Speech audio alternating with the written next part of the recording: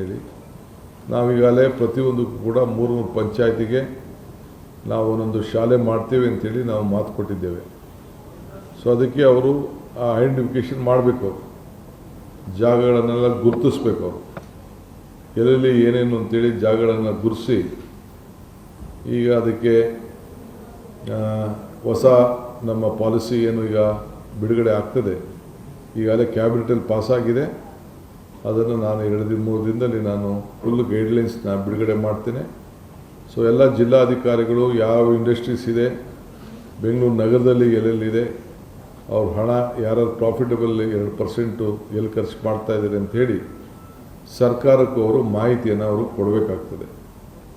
ಆಮೇಲೆ ಸರ್ಕಾರ ಕೂಡ ಅವರಿಗೆಲ್ಲ ಒಂದು ಅಫಿಷಿಯಲಾಗಿ ಅವ್ರಿಗೆ ರಿಕ್ವೆಸ್ಟ್ ಮಾಡಿ ನಮ್ಮ ಪ್ರಯಾರಿಟಿ ಪ್ರೈಮರಿ ಎಜುಕೇಷನ್ನು, ನೀವೆಲ್ಲ ಪ್ರೈಮರಿ ಎಜುಕೇಷನ್ ಸಂಬಂಧಪಟ್ಟಂತೆ ನಿಮ್ಮ ಶಾಲೆಗಳನ್ನು ಕಟ್ಕೊಡ್ಬೇಕು ಮತ್ತು ಯಾರ್ಯಾರಿಗೆಯಲ್ಲಿ ಇನ್ಫ್ರಾಸ್ಟ್ರಕ್ಚರ್ಗೆ ಮತ್ತು ಬೇರೆ ಬೇರೆ ಈ ಒಂದು ಎಜುಕೇಷನ್ ಪ್ರೈಮರಿ ಎಜುಕೇಷನ್ಗೆ ಒತ್ತನ್ನು ಕೊಡಲಿಕ್ಕೆ ಕೆಲವು ಸ್ಕೂಲ್ ಎಕ್ವಿಪ್ಮೆಂಟ್ಸ್ ಇರ್ಬೋದು, ಬಿಲ್ಡಿಂಗ್ ಇರ್ಬೋದು, ಅವೆಲ್ಲ ಕೂಡ ನಾವೇ ಅವರಿಗೆ ಏನೇನು ಬೇಕು ಅಂತೇಳಿ ಪಟ್ಟಿ ಕೊಟ್ಟು ಹೊಸ ನಯಾ ಸ್ಕೂಲ್ಗಳನ್ನೇ ಮಾಡಲಿಕ್ಕೆ ಅವರೆಲ್ಲರೂ ಕೂಡ ಇದಕ್ಕೆ ಪ್ರಯಾರಿಟಿ ಕೊಡಬೇಕು.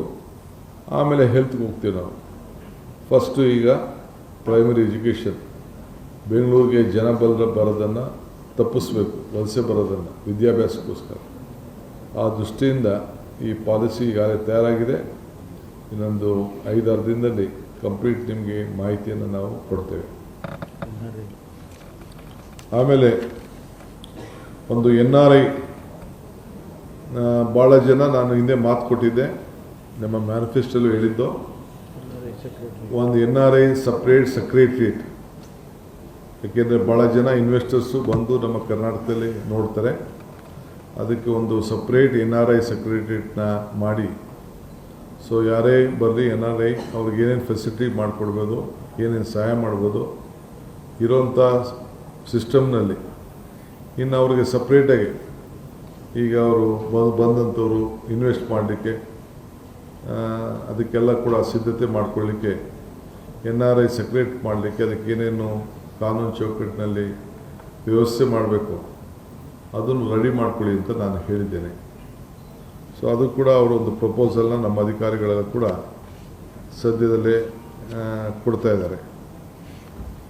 ಸೊ ಈ ಕೆಲವು ಮೇಜರ್ ಡಿಸಿಷನ್ ತೊಗೊಂಡು ಅವ್ರಿಗೆ ಆಡಳಿತದಲ್ಲಿ ಯಾರು ಕೂಡ ನಮ್ಮ ಮಂತ್ರಿಗಳು ಆಗಲಿ, ಶಾಸಕರಾಗಲಿ, ಇಲ್ಲ ನಮ್ಮ ಸ್ಟಾಫ್ ಆಗಲಿ, ಮತ್ತೆ ಹೇಳ್ತಾ ಇದ್ದೀನಿ ನಾನು, ಯಾವ ಪ್ರೆಷರ್ಗೂ ನೀವು ಹೀಳಾಗಬಾರ್ದು.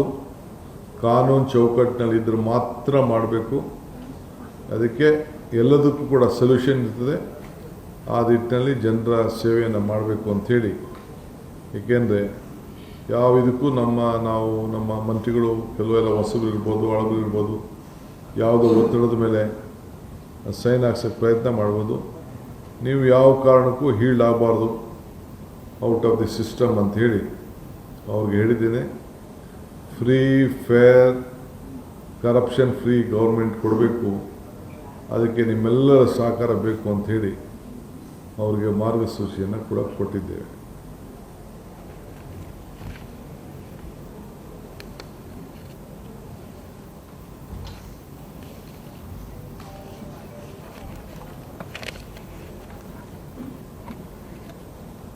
ಪೊಲೀಸವ್ರಿಗೂ ಅಷ್ಟೇ, ಪ್ರತಿ ತಾಲೂಕಲ್ಲೂ ಒಂದು ಸಪ್ರೇಟ್ ಸ್ಕ್ವಾಡ್, ರೌಡಿಗಳ ಸ್ಕ್ವಾಡ್, ಒಂದು 10 ಜನ ಪೊಲೀಸ್ ಕಾನ್ಸ್ಟೇಬಲ್ನ ನೇಮಕ ಮಾಡಿ ಪ್ರತಿ ತಾಲೂಕಿನಲ್ಲೂ ಕೂಡ ಬರೀ ರೌಡಿಗಳನ್ನ ಅವರು ಟ್ರೇಸ್ ಮಾಡ್ತಾ ಇರೋದು, ಕರ್ಕೊಂಡು ಬರ್ತಾ ಇರೋದು, ದಾರಿಗೆ ತರೋದು, ಅವ್ರ ಮೇಲೆಲ್ಲ ನಿಗಾ ಇಡೋಂಥದ್ದು.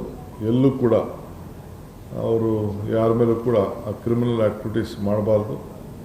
ಸೊ ಯಾರ್ಯಾರು ರೌಡೀಸ್ಗಳಿದ್ದಾರೆ, ರೌಡೀಸ್ ಚಿಗುರು ಹೊಸ್ದಾಗೆ ಹುಡುಗರುಗಳು, ಹಳಬರು ಎಲ್ಲರೂ ಕೂಡ ಜಾಗೃತಿಯಿಂದ ಅವ್ರ ಬಗ್ಗೆ ನೀವು ಒಂದು ಸ್ಪೆಷಲ್ ಒಂದು ಫೋರ್ಸ್ನ ಕ್ರಿಯೇಟ್ ಮಾಡಬೇಕು ಅಂತೇಳಿ ಅವ್ರಿಗೆ ನಾನು ತಿಳಿಸಿದ್ದೇನೆ.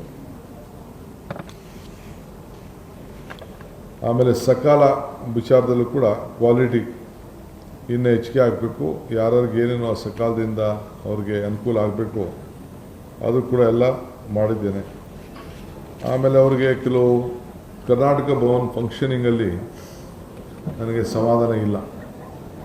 ಸೊ ಅದಕ್ಕೆ ನಾನು ಬೆಂಗಳೂರಿಗೆ ಹೋಗಿ ಡೆಲ್ಲಿಗೆ ಹೋಗಿ ನಮ್ಮ ಕೆಲವು ಸೀನಿಯರ್ ಆಫೀಸರ್ಸ್ನ ಯಾರು ಡೆಲ್ಲಿಲಿ ಕೆಲಸ ಮಾಡ್ತಾಯಿದ್ದೆ ಅವ್ರನ್ನೆಲ್ಲ ಸಂಪರ್ಕ ಮಾಡ್ತೇನೆ, ಕರೆದು ಒಂದು ಮೀಟಿಂಗ್ ಮಾಡ್ತೇನೆ. ಅದಾದಮೇಲೆ ಯಾರು ರಿಟೈರ್ಡ್ ಆಗಿದ್ದಾರೆ ನಮ್ಮ ಆಫೀಸರ್ಸು ಅವ್ರನ್ನೂ ಕೂಡ ಸಪ್ರೇಟಾಗಿ ಮಾಡ್ತೇನೆ. ಮಾಡಿ ಅಲ್ಲಿ ಒಂದು ಸಪ್ರೇಟು ಕೆಲವು ಸೆಲ್ನ ರಚನೆ ಮಾಡಿ ನಮ್ಮ ರಾಜ್ಯಕ್ಕೆ ಏನೇನು ಹಣ ಬೇಕೋ, ಏನೇನು ಹೊಸ ಪ್ರೋಗ್ರಾಮ್ಸು ಬೇರೆ ಬೇರೆ ರಾಜ್ಯವರು ತೆಗೆದುಕೊಳ್ತಾ ಇದ್ದಾರೆ ಅದೆಲ್ಲ ಗಮನಿಸಿ ಪ್ರಾಜೆಕ್ಟ್ ರಿಪೋರ್ಟ್ ರೆಡಿ ಮಾಡಿ ನಾವು ಕೂಡ ಅವರಿಗೆ ಫೈಲ್ ಮಾಡಬೇಕು. ನಮ್ಮದು ಕೂಡ ರಿಕ್ವೆಸ್ಟನ್ನು ಕೇಂದ್ರ ಸರ್ಕಾರಕ್ಕೆ ಇಡಬೇಕು. ಅದಕ್ಕೆ ನಾವು ಸಿದ್ಧತೆಯನ್ನು